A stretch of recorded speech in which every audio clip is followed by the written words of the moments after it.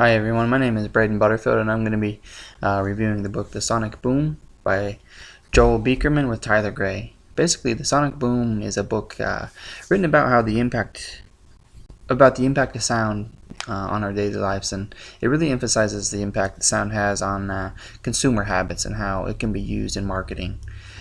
First, I want to talk about what I liked about it. The thing I liked most was that it was an interesting book. It kept me engaged throughout the whole book, and it really offered a lot of examples as to how sound really can have an effect in marketing.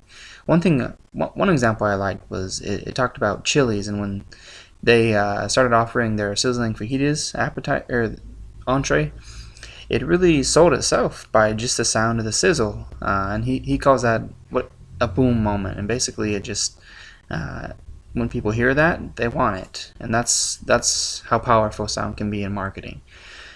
The book does state that it applies to everyone, but I think it is more geared towards marketing and business professionals.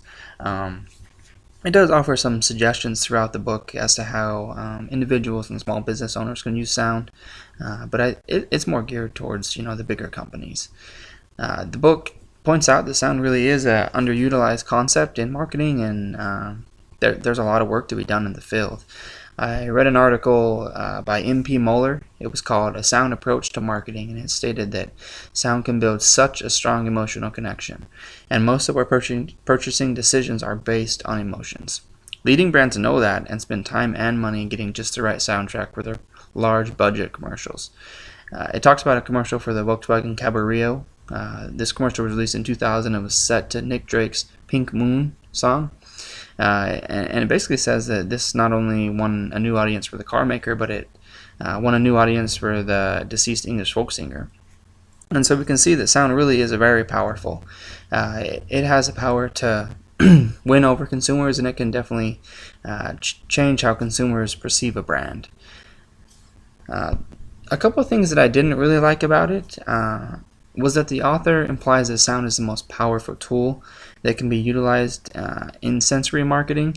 And as what sensory marketing is marketing towards people's senses. So that can be sound, sight, touch, taste, smell. And he states that sound is the most important one, and I don't know that I agree with that totally. Sensory marketing really should be marketing towards as many senses as possible to try and get your ideas and image across to the consumer. Stimulating more senses will just create a stronger emotional connection towards your product, and so I don't totally agree that sound is the be-all end-all to sensory marketing like he states. I read an article in the March 2015 edition of the Harvard Business Review, and it stated that every consumer company should be thinking about design in a holistic way, using the senses to help create and intensify brand personalities that consumers will cherish and remember.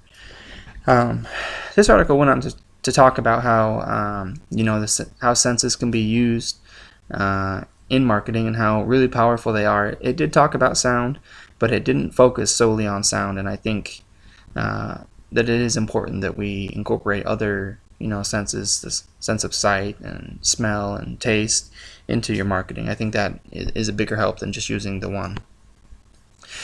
The author also seemed to market himself throughout the book, and I don't really blame him for this, but it just seemed a little discouraging as I was reading. I read another book review by Randy Sapunch.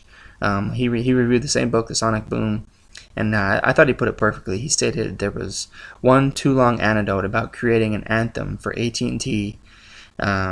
It describes a breakthrough moment where the addition of bagpipes somehow ultimately helped capture a new layer of AT&T's humanity and the idea of relentless innovation that the company practices. Similarly awkward is Beakerman's thinly veiled pitch to get consulting work from McDonald's, claiming that the burger chain's sound signature isn't fully cooked. I thought there was several times throughout the book where he kind of did this. He was attempting to gain new clients, and also like with AT&T trying to, I guess kind of maintain his clients and make them look better than maybe they really are. I just found that a little kind of off-putting as I was reading, but otherwise I found the book to be a great read. I would recommend it to my friends and family, but most of all I would recommend it to business and marketing professionals. I think there's a lot to be learned from this book, and it's a good read. Thanks for watching. Have a good day.